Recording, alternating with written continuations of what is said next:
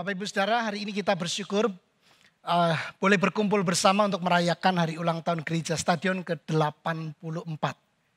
Sadarkah kita bahwa usia gereja kita lebih tua dari usia kemerdekaan Republik Indonesia, selisih 4 tahun.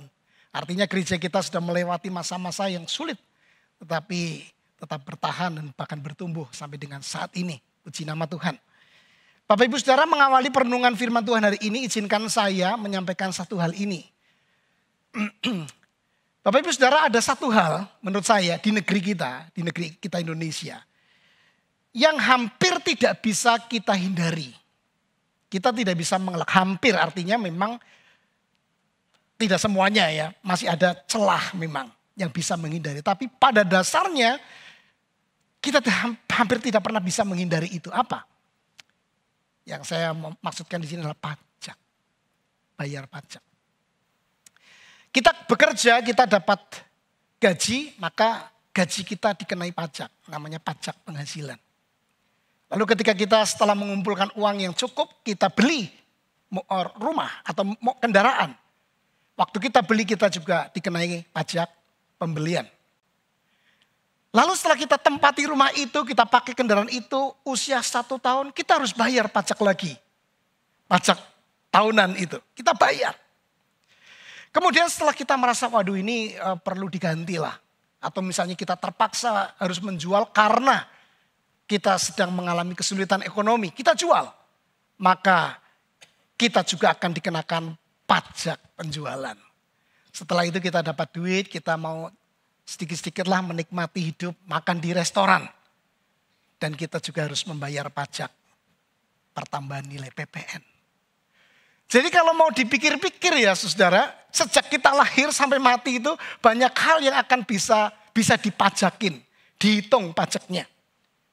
Dan itu sebabnya banyak orang yang sudah mulai mengeluhkan soal pajak-pajak ini. Sampai-sampai di Pati itu ada terjadi demo. Ya. Nah saudara yang dikasih Tuhan, adakah di antara Bapak Ibu Saudara yang ketika harus membayar pajak, itu membayarnya dengan sukacita? Menantikan saatnya membayar. Boleh angkat tangan, akan dicatat oleh Pak Ian Priyadi sebagai Ketua Ikatan Perpajakan, konsulan. Saudara, saya yakin, saya percaya kita semua ketika harus membayar pajak kita sedikit mengeluh ya, atau kita merasa terbebani dengan pajak itu. Ya kita harus membayar, tapi ya mau gimana lagi, memang harus membayar. Kalau enggak nanti kena biaya yang lebih berat lagi. Nah saudara, di awal ini saya bicara tentang pajak. Lalu saya akan bertanya kepada Bapak Ibu Saudara, apa kaitannya dengan tema kita di hari ulang tahun ini? Coba Bapak Ibu perhatikan tema kita, baca dengan baik-baik. Coba baca bersama-sama ya, 1, 2, 3. Ku berikan segalanya. Coba pikirkan apa yang segera terlintas dalam Bapak Ibu Saudara ketika ini sebuah tema yang berarti berisi sebuah tekad Bapak Ibu Saudara. Untuk apa memberikan segalanya, memberikan seluruhnya kepada Tuhan tentu saja. Saudara merasa ini sebagai sesuatu beban baru? Atau tidak? Tidak, karena mungkin tidak terlalu berpikir efeknya ya. Atau mungkin karena nggak ada tuntutan, nggak ada punishment, nggak ada penghukuman, nanti saudara harus bayar sekian kalau gagal memberikan segalanya atau seluruhnya kepada Tuhan. Beda kalau kita membayar pajak gitu kan. Bisa jadi begitu saudara. Kita menganggap ini biasa saja, hanya sekedar tulisan. Tapi sebetulnya kalau kita pikir-pikir dalam-dalam, mungkin ini lebih berat loh saudara, daripada membayar pajak. Bayar pajak itu cuma berapa persen. Walaupun selama hidup semua dipajakin ya. Tapi kalau ini bunyinya itu memberikan seluruhnya, segalanya. Oh ini berat loh Bapak Ibu Saudara. Dan ketika saya mempersiapkan khotbah ini, saya bergumul banget loh dengan khotbah ini. Bagaimana saya mendorong Bapak Ibu Saudara untuk memberikan seluruhnya atau segalanya. Sementara wajah-wajah kita mungkin penuh dengan beban berat karena pajak, cicilan dan sebagainya. Sekarang sudah datang ke gereja mungkin kepengen datang mendapatkan penghiburan dari Tuhan. Tapi justru dikasih beban baru. Memberikan seluruhnya kepada Tuhan. Ada yang merasa ini sebagai suatu beban baru. Nah, masalahnya adalah begini. Ternyata di Alkitab kita menemukan ada satu kisah. Seorang janda miskin yang memberikan seluruhnya tapi tanpa merasa terbebani. Nah ini jadi aneh kan? Kita tadi kan bergumul tuh dengan membayar pajak. Lalu kemudian ditambahin kalimat ini, ku berikan seluruhnya, kita berikan segalanya. Itu menjadi sangat berat. Tapi ada seorang wanita janda miskin memberikan seluruhnya kepada Tuhan. Tapi tanpa merasa terbebani. Maka kita bertanya, ada apa? Mengapa bisa begitu? Bagaimana mungkin dia bisa melakukan itu?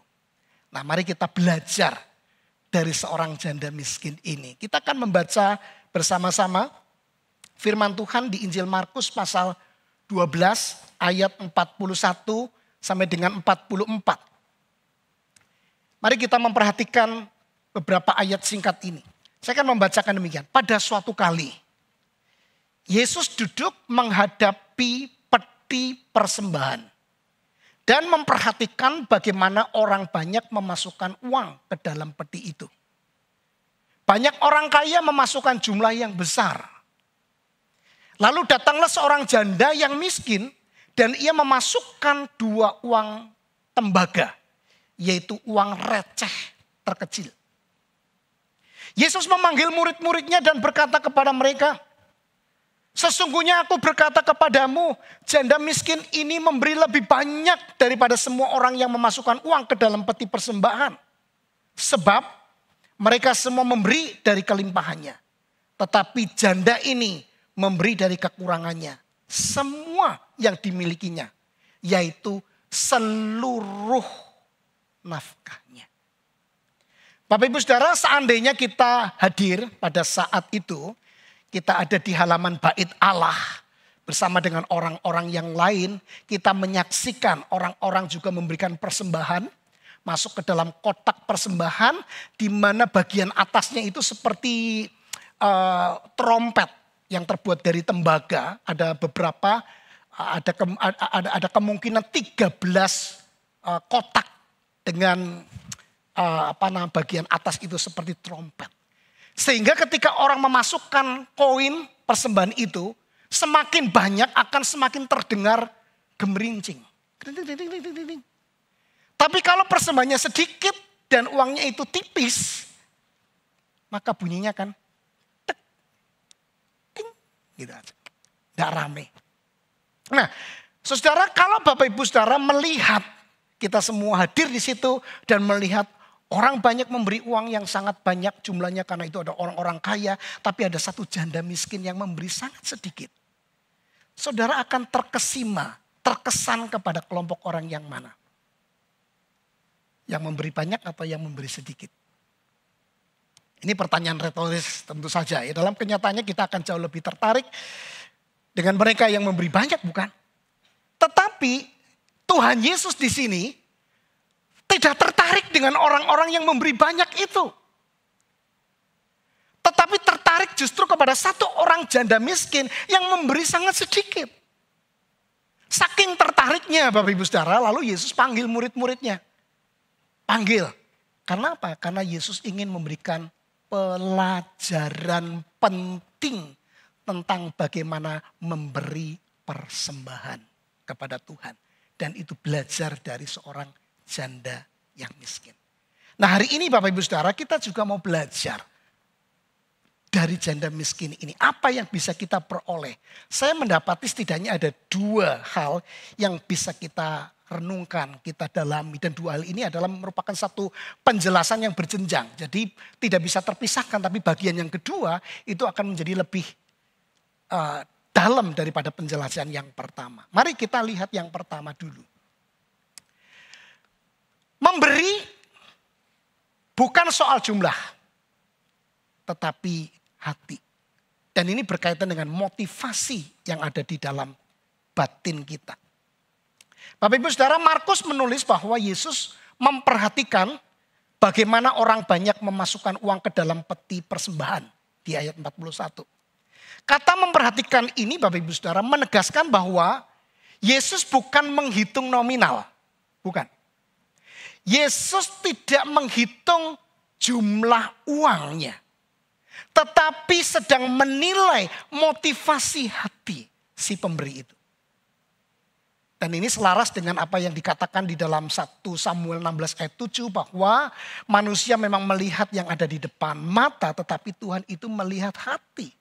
Dalam beberapa peristiwa Yesus melihat ke dalam hati orang. Dan ini keilahian Yesus Kristus. Dia melihat kedalaman hati. Dan Yesus tahu mengapa janda ini memberi. Itulah sebabnya membuat pemberian yang kecil itu bernilai di mata Yesus. Dan Yesus lalu kemudian memberikan satu pujian di hadapan murid-muridnya. Bapak Ibu Saudara, orang kaya memberi banyak. Memberi jumlah yang besar. Karena memang mereka memiliki uang yang banyak. Tetapi belum sampai menyentuh pada bagian kenyamanan dan keamanan diri. Artinya setelah mereka memberi persembahan yang jumlahnya gede itu, mereka masih aman-aman saja. Mereka masih punya stok yang banyak.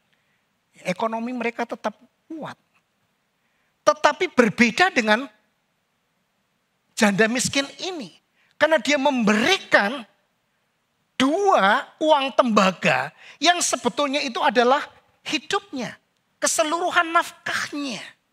Nah mari kita coba menghitung ya. Saya juga tentu saja tidak dengan berdasarkan Alkitab saja. Saya melihat ada beberapa tafsiran. Jadi rupanya begini saudara.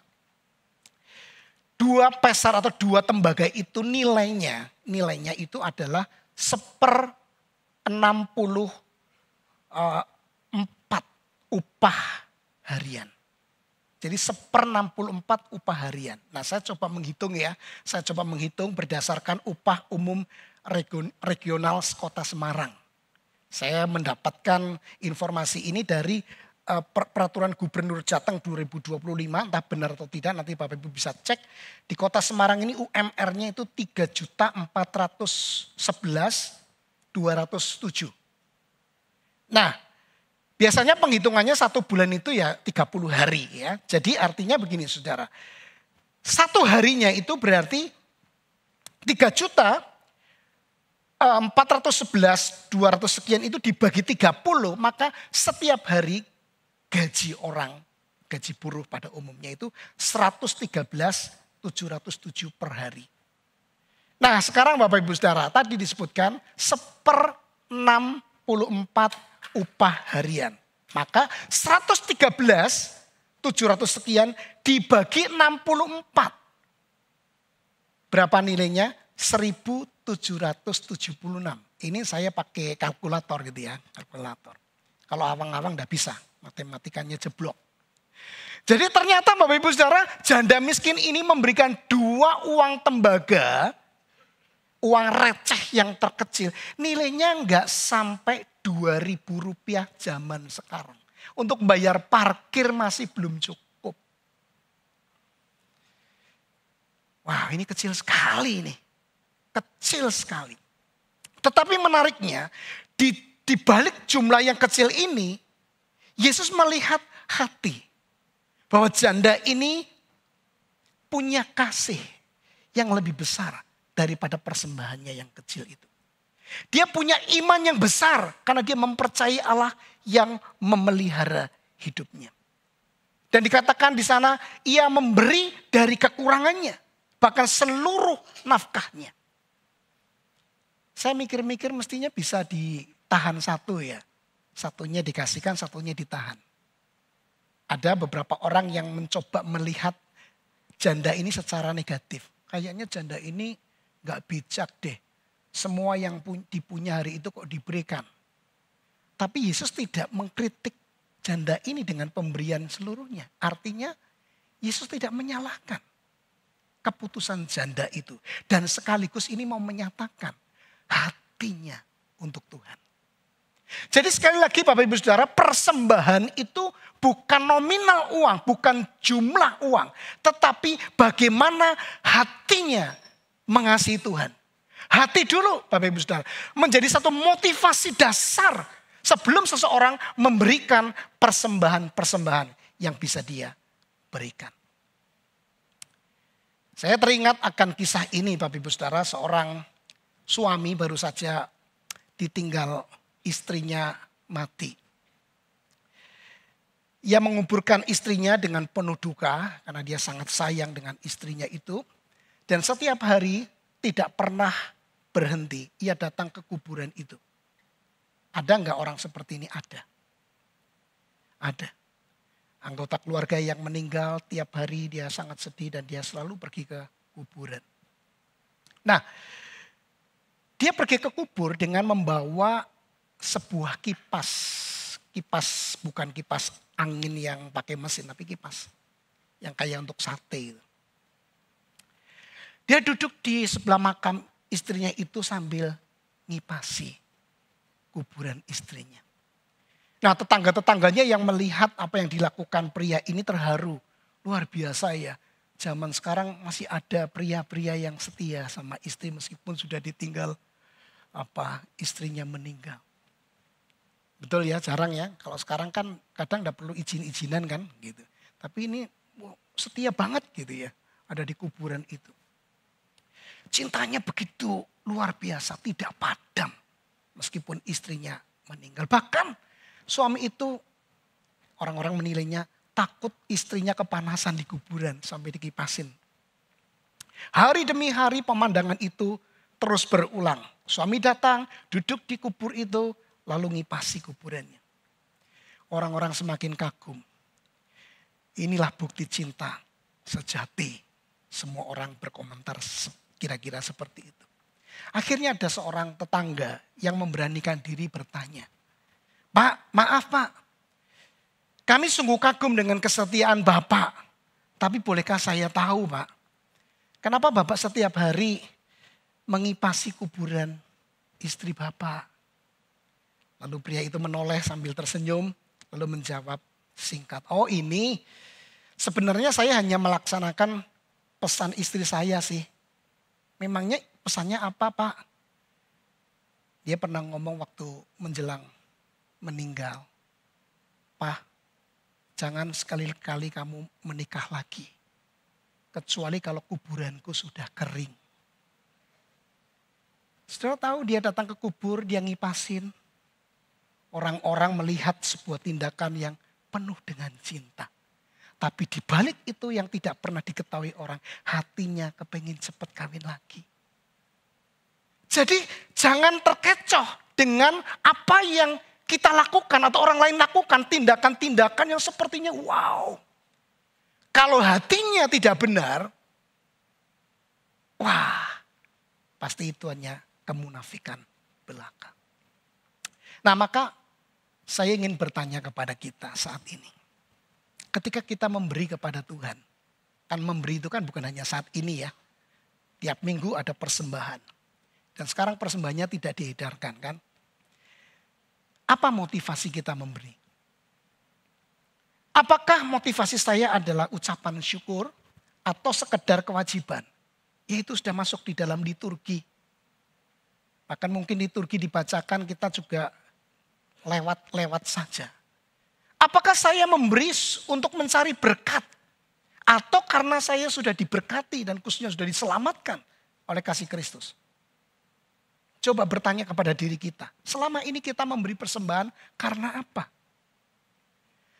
Apakah persembahan saya mencerminkan kasih saya kepada Kristus, iman saya kepada Kristus, atau hanya rutinitas belaka? Dan kita tahu Bapak Ibu Saudara dari kisah ini, Yesus tidak mengukur nominal, melainkan hati kita. Dia tidak menilai besar kecilnya jumlah, tetapi besar kecilnya hati kita mengasihi dia dan percaya kepada dia. Sekarang yang kedua Bapak Ibu Saudara, pelajaran yang bisa kita petik. Memberi bukan hanya harta, melainkan hidup. Kalau tadi bicara tentang motivasi hati, di sini kita akan masuk lebih dalam, yaitu radikalitas tindakan. Yang pertama harus menjadi yang dahulu, yang pertama, betul-betul yang pertama, urutan nomor 1. Dan ini yang kedua, harus ada yang kedua ini. Nah, mari kita lihat Bapak Ibu Saudara.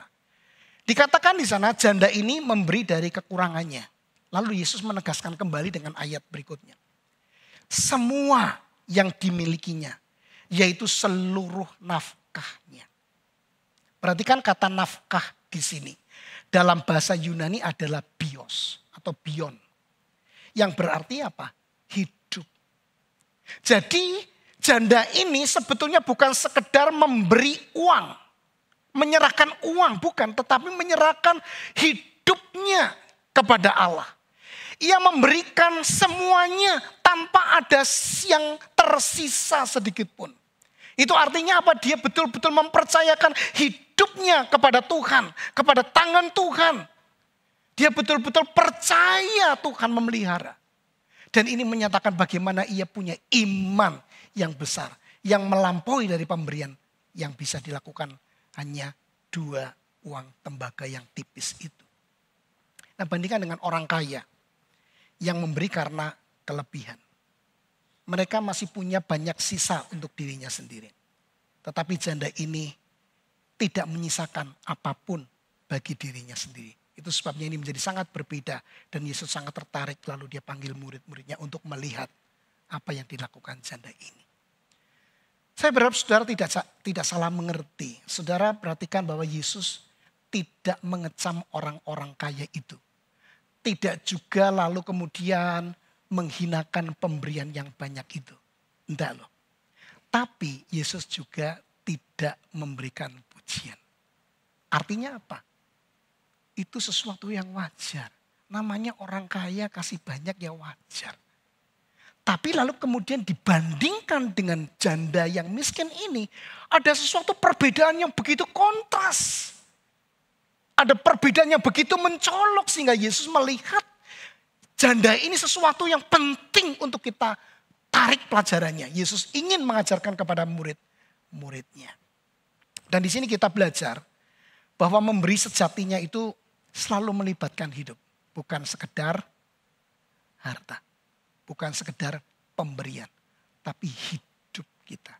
Dan memberi hidup itu berarti mempercayakan diri sepenuhnya kepada Allah. Yang lebih dulu mengasihi kita. Dan yang memelihara kita. Yang sudah pasti dan terbukti dia memelihara kita. Memberi hidup juga berarti kita menyerahkan hidup kita untuk dipakai Tuhan. Sebagai alatnya untuk menyatakan kemuliaannya. Maka di dalamnya termasuk adalah waktu. Tenaga. Uang ada di dalamnya. Dan hati itu menjadi dasar yang pertama. Hati yang mengasihi Tuhan. Bahkan siap-siap juga memberikan nyawa kita. Itu juga yang diminta oleh Tuhan. Siap untuk bayar harga demi Tuhan. Nah, saudara tentu pernah mendengar seorang bernama Siti Stapp. Dia awalnya adalah atlet kriket terkenal dari Inggris. Masa depannya sangat cemerlang dan keluarganya juga kaya raya. Tetapi setelah bertobat dan menyerahkan hidup kepada Kristus, dia melakukan satu keputusan yang mengejutkan banyak orang. Apa yang dia lakukan? Dia mewariskan hampir seluruh kekayaannya. Ribuan pound sterling. Setara jutaan dolar hari ini. Untuk apa? Pekerjaan misi dan pelayanan terhadap orang-orang miskin. Dan tidak berhenti di situ Bapak Ibu Saudara, Siti Stapp. Dia juga meninggalkan kenyamanan Inggris untuk masuk ke Tiongkok. Lanjut ke India dan ke Afrika sebagai misionaris. Di dalam perjalanan misinya itu dia mengalami begitu banyak penderitaan. Dia sakit malaria, dia kesepian jauh dari keluarganya. Tetapi bagi Stapp, semuanya itu bukanlah kerugian. Juga bukan pengorbanan. Itu sebabnya Bapak Ibu Saudara, dia pernah membuat satu kalimat yang sangat bagus. Yang saya dapatkan ketika saya masuk saat pertama kali tahun 90. Stapp bilang begini. Jika Yesus Kristus adalah Allah dan mati bagi saya, maka tidak ada pengorbanan yang terlalu besar untuk saya berikan kepada Allah. Start menyadari kalau dibandingkan dengan Allah, di dalam Yesus yang telah memberikan segalanya untuk dirinya, maka semua yang bisa dia lakukan dan orang sebut sebagai satu pengorbanan, gak ada artinya. Bahkan kemudian dia berkata, apa yang disebut pengorbanan oleh orang lain itu hanyalah sebutir debu dibandingkan dengan apa yang telah Tuhan Yesus lakukan untuk dirinya. Bapak Ibu Saudara, start bukan hanya memberi hartanya, tapi hidupnya. Tetapi dia tetap merasa belum berkorban. Karena di hadapan salib, segala yang kita berikan hanyalah balasan kecil dari pengorbanan yang Yesus lakukan. Nah, mungkin Bapak Ibu Saudara tidak terpanggil untuk menjadi seperti Siti Stad. Tidak pergi ke satu negara menjadi misionaris.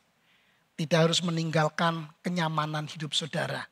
Lalu pergi ke satu tempat menjadi pewarta Injil. Mungkin tidak. Tapi izinkan saya bertanya.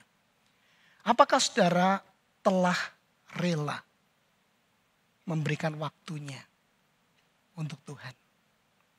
Apakah Bapak Ibu Saudara dengan rela dan bahkan sukacita memberikan tenaganya untuk pekerjaan dia? Apakah saudara juga dengan rela memberikan uang untuk mendukung pekerjaan Tuhan? Kerelaan ini saudara, apakah ada di dalam hati kita? Saya bertanya kepada Bapak Ibu Saudara, berapa lama Bapak Ibu Saudara menjadi orang Kristen dan menjadi anggota gereja Stadion yang hari ini usianya 84. Mungkin saudara sejak bayi saudara menjadi anggota ini. Sudah menjadi Kristen sejak lama. Izinkan saya bertanya, apakah Bapak Ibu Saudara sudah menjadi pemain atau masih menjadi penonton? Gereja yang cukup besar ini gedungnya, Bapak Ibu Saudara hadir tapi hanya sebagai penonton. Belum melakukan bentuk pelayanan apapun di gereja yang sangat membutuhkan kehadiran kita untuk melakukan pekerjaan yang dia berikan kepada kita. Nah, bagaimanakah hidup kita juga di tengah masyarakat, di dalam keluarga, di dalam pekerjaan kita? Apakah kita hadir betul-betul untuk menghadirkan Kristus? Ya, betul-betul orang akan melihat kemuliaan Kristus melalui diri kita dan apa yang kita lakukan. Bagaimana dengan jawaban kita? Saya ingin menyimpulkan 2 poin ini dengan kalimat ini. Hati yang benar menghasilkan persembahan yang benar, yang sejati. Dan persembahan yang sejati akhirnya tidak berhenti pada harta, melainkan melibatkan seluruh hidup kita.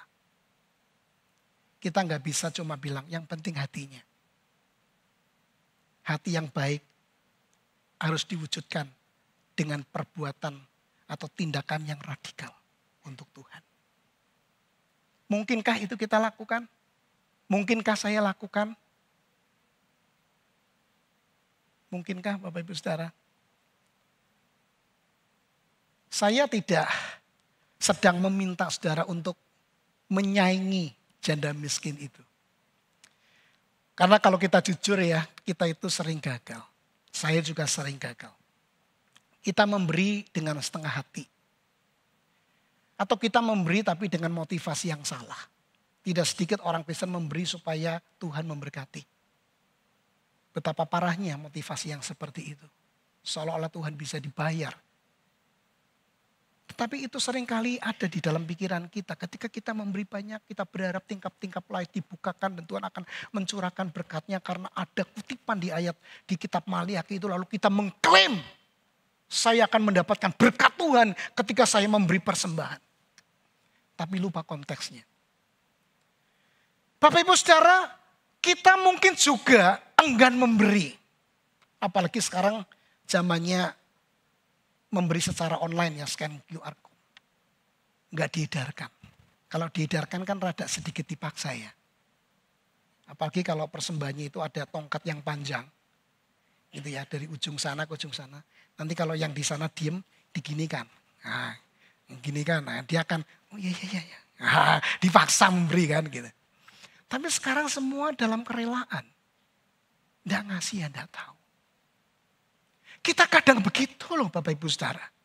Kita tidak punya hati untuk memberi kepada Tuhan. Padahal kita sudah banyak menerima dari Tuhan. Bahkan apa yang ada pada kita, semuanya itu dari Tuhan.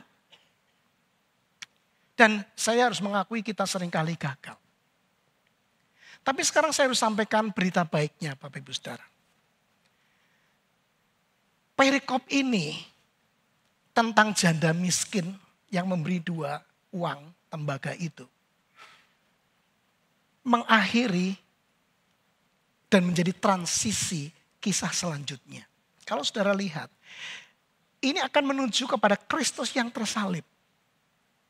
Jadi kisah janda yang miskin ini menjadi sebuah penggambaran, refleksi tentang apa yang akan dikerjakan oleh Yesus di kayu salib.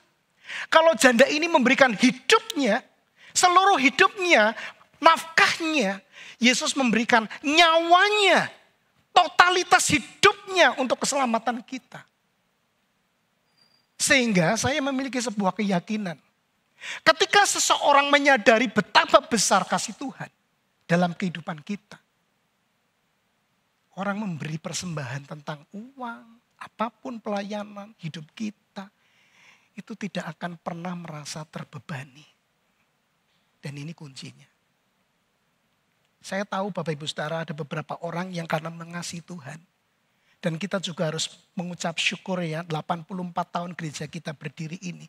Kalau bukan pertama-tama dan utamanya Tuhan. Tapi juga Tuhan memakai orang-orang yang mau melayani, mau memberi uangnya, mau melakukan ini dan itu, mau repot. Sampai hari ini. Kalau bukan karena mereka mengasihi Tuhan.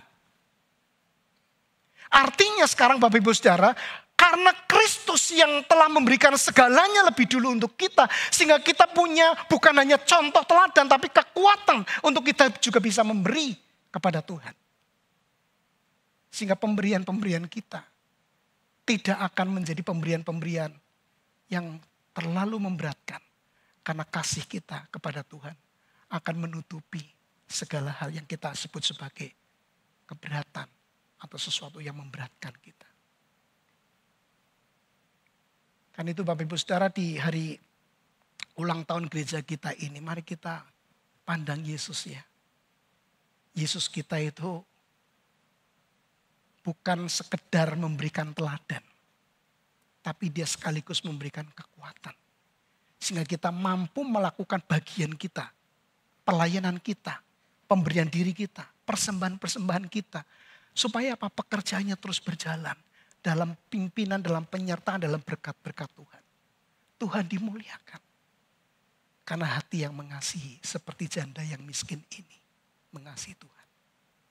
Bapak Ibu Saudara, selama 4 kali hari Minggu termasuk hari ini kita telah bersama-sama menyelami nilai-nilai budaya gereja kita yang dirangkum dalam satu kata yaitu rise dengan tambahan satu kata di belakangnya together. Jadi rise together. Bangkit bersama. Berkembang bersama. Ya, maju bersama dan seterusnya dan seterusnya. Nah rise ini Bapak Ibu Saudara memang perlu kita hafalkan. Ya. Kita hafalkan, kita katakan kepada orang. Ya, rise together, rise together. Tapi tidak berhenti pada slogan. Ini adalah panggilan hidup jemaat yang berpusat pada Injil. Injil itu apa? Tadi.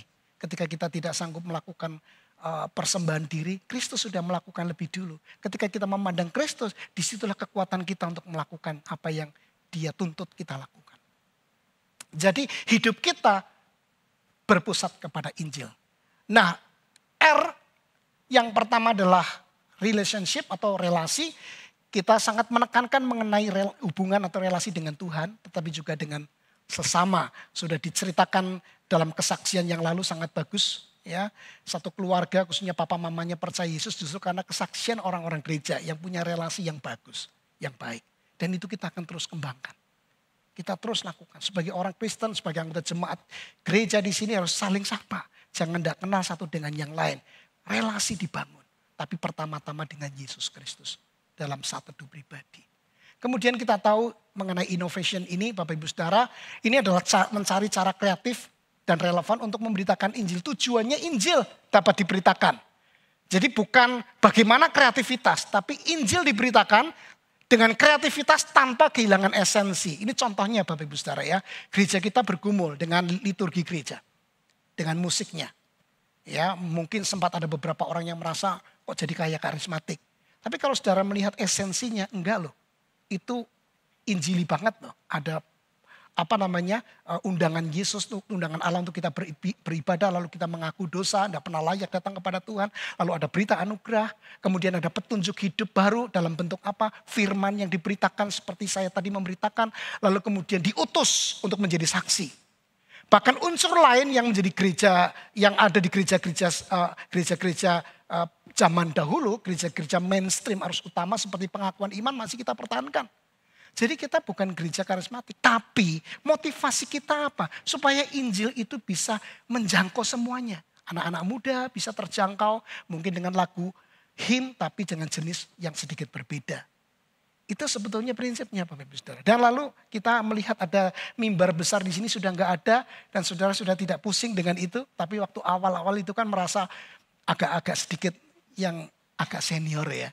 Loh kok hilang gitu ya. Kesannya gereja hilang. Lalu kita pakai mimbar ini. Salah satu filosofinya jelas. Supaya kita bisa connect dengan jemaat. Enggak terlalu takut di sana tinggi gitu ya. Kita harus berada bersama-sama dengan jemaat. Walaupun saya tidak berani jalan-jalan ke situ ya. Kecuali teman-teman saya berani jalan-jalan. Saya tidak berani jalan-jalan. Ya, tapi setidaknya Bapak Ibu bisa melihat secara langsung semuanya di sini. Jadi Bapak Ibu Saudara, cara kreatif boleh dan harus dikerjakan. Tapi tidak kehilangan esensi. Kemudian yang keempat ini kemarin sudah dikhotbahkan Pak Tegjang, servant leadership. Saya ingin menekankan soal kehadiran kita dimanapun. Itu harus kehadiran yang memberdayakan orang lain. Melalui apa? Kepemimpinan yang melayani. Bukan kepemimpinan yang memberi perintah, menguasai. Tapi keteladanan. Keteladanan dan di situ nampak kerendahan hati. Sehingga pada akhirnya apa? Orang lain melihat siapa yang kita percaya. Ujung-ujungnya Tuhan. Ujung-ujungnya Yesus. Dan ini budaya yang kita akan terus perjuangkan. Dalam kepemimpinan gereja kita itu memilih kepemimpinan kolektif kolegial. Kesetaraan, banyak dan setara, tidak ada yang lebih tinggi. Pendeta termasuk bukan yang paling tinggi, bukan yang paling tinggi. Tidak ada posisi yang lebih tinggi. Semua sama. Pengambilan keputusan di dalam rapat. Jadi kita perlu tahu kepemimpinan yang melayani itu ada di dalam kerendahan hati. Kadang saran A bisa tidak diterima. Ya enggak apa-apa, kita melihat kehendak Tuhan. Jadi disitulah kerendahan hati itu dibentuk. Kemudian yang terakhir ini yang excellence yang tadi kita sudah saksikan lewat videonya ya. Ada 4 obat tapi yang ketiga tadi kayaknya enggak kesebut ya.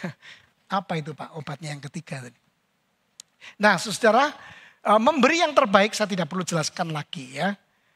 Itu adalah hal yang patut kita perjuangkan di gereja ini. Tidak jadi penonton terus-menerus. Ya, jadi pemain. Masa usia 80 tahun jadi jemaat yang pasif. Ya, terlibatlah dalam pelayanan. Setidaknya lewat kelompok kecil. Ada kegiatan-kegiatan yang lain. Coba ternyata ini bisa nyanyi, ini bisa main musik. Ini ternyata ramah bisa terlibat di dalam pelayanan penyambutan. Ayo terlibat Bapak Ibu Saudara. Masa kita yang sudah diberkati lalu lupa sang pemberi.